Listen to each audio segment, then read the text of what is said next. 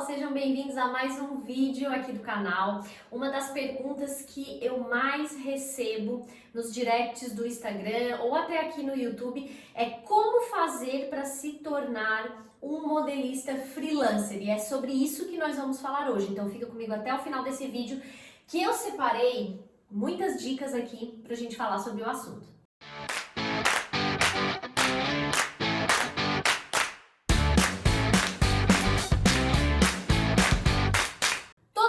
Dicas que eu vou trazer hoje aqui para vocês nesse vídeo estão resumidas em uma postagem lá no nosso Instagram. Então roda lá o nosso feed e você vai conferir que existe lá um post chamado Checklist da Modelagem Freelancer. E a primeira dica que eu tenho para vocês hoje é elaborar uma tabela de medidas.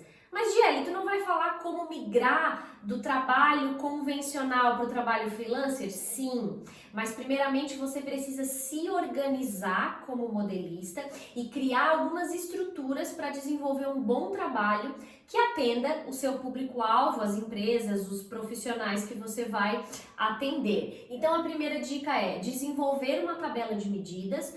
Ou seja, você vai elaborar uma tabela de corpo, né, do seu público, seja ele feminino, masculino, infantil.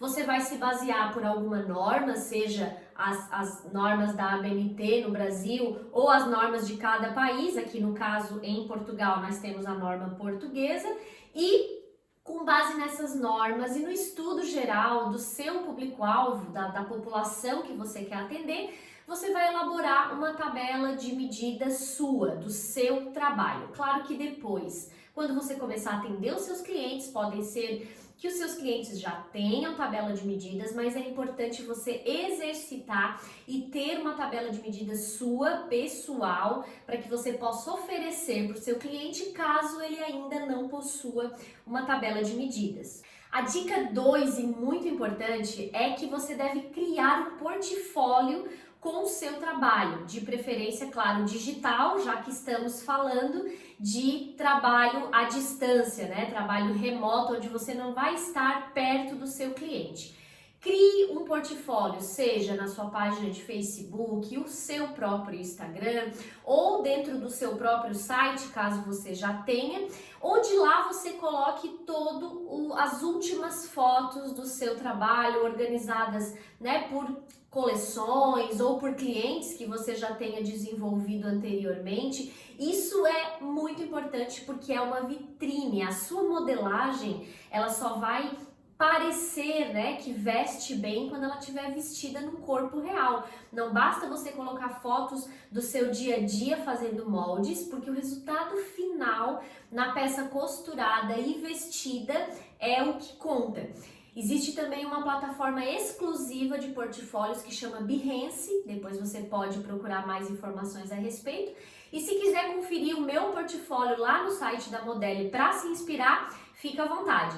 O endereço é www.modele.design/portfólio. Depois do seu portfólio criado, você vai começar a divulgar o seu trabalho, ou seja, você vai criar sua própria página ou seu próprio site e divulgar esse material.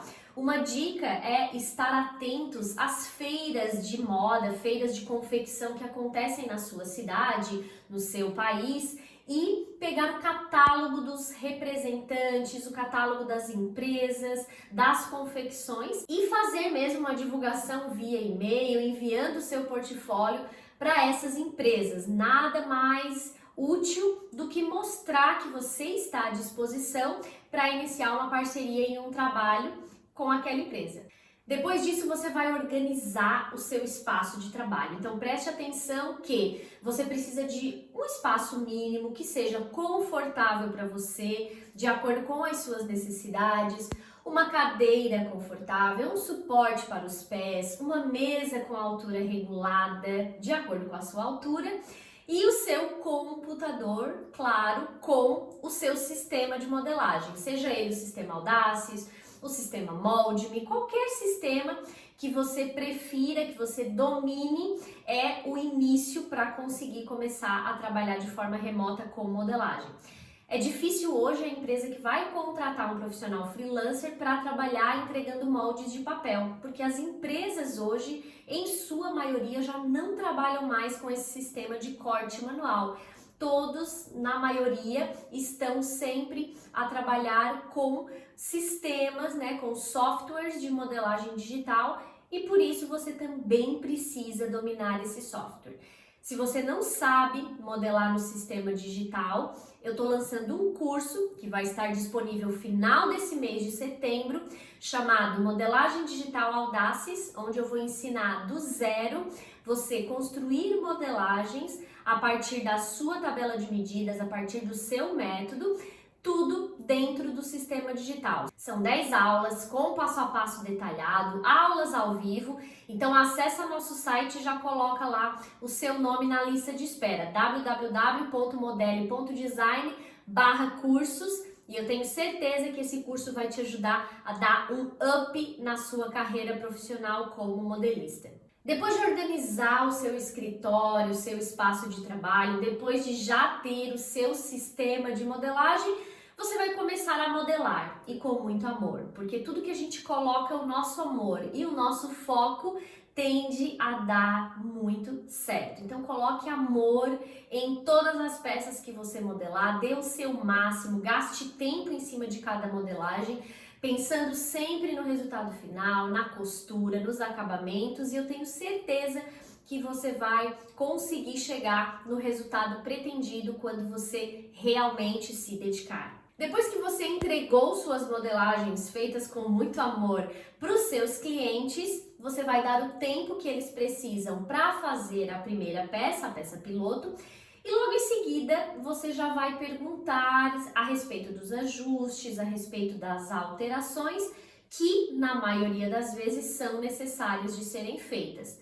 Essa prova o cliente vai fazer com a modelo de prova dele, depois de ter confeccionado a piloto, e vai lhe enviar fotos, vídeos, para que você consiga compreender o que ele precisa e ajustar as suas modelagens. Importante lembrar que muitas confecções têm resistência quanto ao trabalho de modelagem freelancer, principalmente pelo fato dos ajustes. Então, passe segurança para o seu cliente, dizendo que de segunda a sexta ou de segunda a sábado, de horário X a horário X, você vai estar disponível para que ele se sinta seguro em saber que vai poder contar com você. Ou seja, que você não vai desaparecer naquele momento. Então, passe essa segurança para o seu cliente. E assim que o seu cliente passar para você as informações sobre os ajustes, os vídeos, as fotos, faça o máximo para entregar 1, 2 dias depois. De preferência, depois de no máximo 2 dias, já envie as alterações para o seu cliente. Não deixe passar muito tempo, porque isso realmente facilita muito o trabalho quando a peça logo em seguida já é ajustada. Então fique bem atento a esse ponto sobre as alterações, porque ele sim é muito importante. O seu cliente precisa entender que você vai estar disponível, ele precisa sentir segurança e vocês precisam manter essa comunicação efetiva e fazer os ajustes no menor tempo possível. Depois de fazer os ajustes, o seu cliente vai fazer uma nova peça piloto. A não ser que sejam ajustes muito simples, muito pequenos, aí sim você já pode partir para o nosso próximo passo, que é a graduação. Nunca gradue moldes sem que a piloto esteja aprovada. É muito importante lembrar que se uma produção toda for feita com algum defeito no molde, isso vai gerar um custo imenso para a empresa. Então fique atento e gradue as peças somente quando elas estiverem 100% aprovadas. E aí sim, envie novamente para o seu cliente o molde retificado, o molde graduado, para que o seu cliente faça, se preferir, algum teste de tamanho antes de fazer a produção total daquele modelo. E por fim, a última dica: comece tudo de novo, ou seja, não pare na primeira modelagem ou na primeira dificuldade que você encontrar ao longo desse processo. Eu já sou modelista há muitos anos, há mais de 20 anos, só que somente há 2 anos é que eu trabalho com freelancer, porque eu percebia que meus clientes não estavam prontos para ter um modelista à distância antes da pandemia, antes do Covid-19.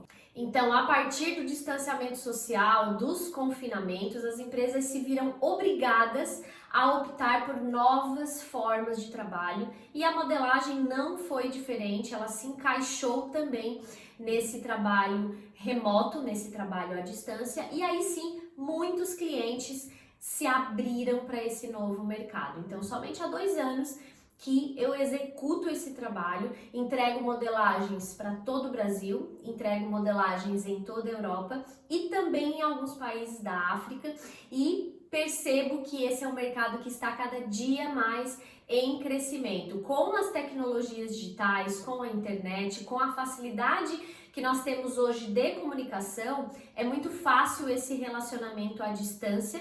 Eu tenho experimentado isso com clientes que não têm nenhum outro modelista e trabalham só comigo, e esse relacionamento se estreita a cada mês que passa, e por isso eu tenho autonomia, né, e autoridade para vir falar para vocês sobre esse tema, porque sim, ele tem dado muito certo para mim. Outra coisa muito legal e muito importante sobre o trabalho de modelagem freelancer é que você consegue fazer o seu horário, você consegue trabalhar de qualquer lugar do mundo, desde que você tenha conexão com a internet, e você consegue trabalhar para quem você quiser. Ou seja, se você tiver um problema com um cliente qualquer e depois não quiser mais atendê-lo, é uma escolha sua. Diferente quando você tem um emprego físico e você está ali todos os dias, é muito mais difícil dessas relações se desfazerem. Então, o trabalho freelancer ele é muito mais flexível e é uma super tendência dos nossos dias atuais, e eu espero que esse vídeo tenha te ajudado. Talvez você estava com medo de começar, talvez você tinha alguma insegurança. Se caso você tiver alguma dúvida ainda, além dos conteúdos e dessa conversa que eu trouxe aqui nesse vídeo, me chama ou aqui no YouTube ou no nosso Instagram, que eu vou ter prazer em te ajudar e transformar mais uma vez esse nosso universo da modelagem. Um beijo e até o próximo vídeo. Tchau, tchau!